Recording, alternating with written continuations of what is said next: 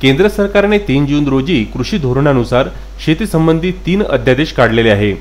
या वटहुकमाचे लवकरच संसदेची मान्यता मिळाल्यावर कायद्यात रूपांतर होऊन अंमलबजावणीनंतर शेतकरी, शेतमजूर व इतर कष्टकऱ्यांचे जीवनावर विपरीत परिणाम होणार आहे। सदर अध्यादेश मागे घेण्यासाठी तसेच शेतकरी, शेतमजूर व इतर कामगारांच्या विविध मागण्यांसाठी आंदोलनाचा एक भाग म्हणून शासनाचे लक्ष वेधावे याकरिता चांदूर रेल्वेच्या एसडीओ कार्यालयासमोर महाराष्ट्र राज्य किसान सभेतर्फे एकदिवसीय लाक्षणिक उपोषण करण्यात आले। तसेच याबाबतचे निवेदन स्थानिक उपविभागीय अधिकारी यांच्या मार्फत राष्ट्रपतींना पाठवण्यात आले।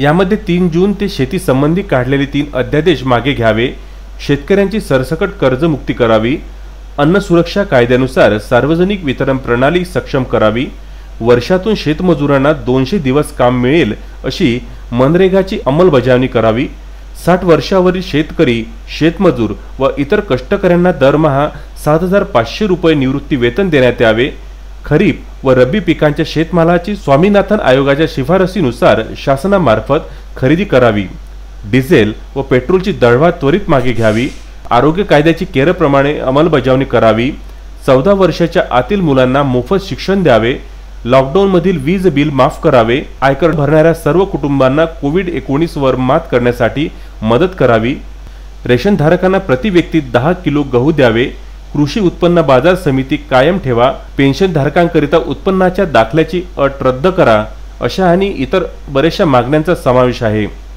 या आंदोलनादरम्यान माजी आमदार वीरेंद्र जगताप, आम आदमी पार्टीचे नेते नितीन गवळी, माजी नगराध्यक्ष प्रभाकरराव वाघ, बाजार समितीचे सभापती प्रदीप वाघ, उपसभापती भानुदास गावंडे, संचालक हरिभाई गवळी, अशोक चौधरी, वैशाली ठाकरे, जनता दलाचे अंबादास हरणे आदींनी भेट दिली। अखिल भारतीय किसान संघर्ष समन्वय समिती यामध्ये सर्व महाराष्ट्र आपला देशव्यापी जवळपास 242 संघटना यामध्ये सामील आहेत।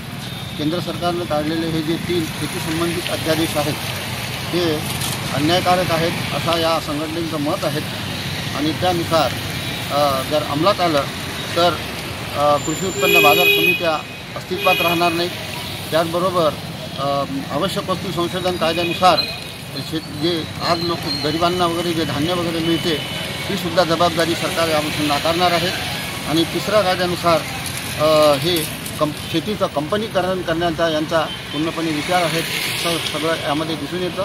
आणि अशा या तिन्ही कायद्यामुळे एकमेकाशी संबंधित असल्यामुळे शेतमालाला कोणताही भाव मिळणार नाही आणि जे स्वामीनाथन आयोगाप्रमाणे भावदेव अशी जी आपली केंद्र सरकारने मागे घोषणा केली होती त्यातून पूर्णपणे पळ काढलेला आहे आणि आता संपूर्ण शेतकऱ्याला वाऱ्यावर सोडलेला आहे।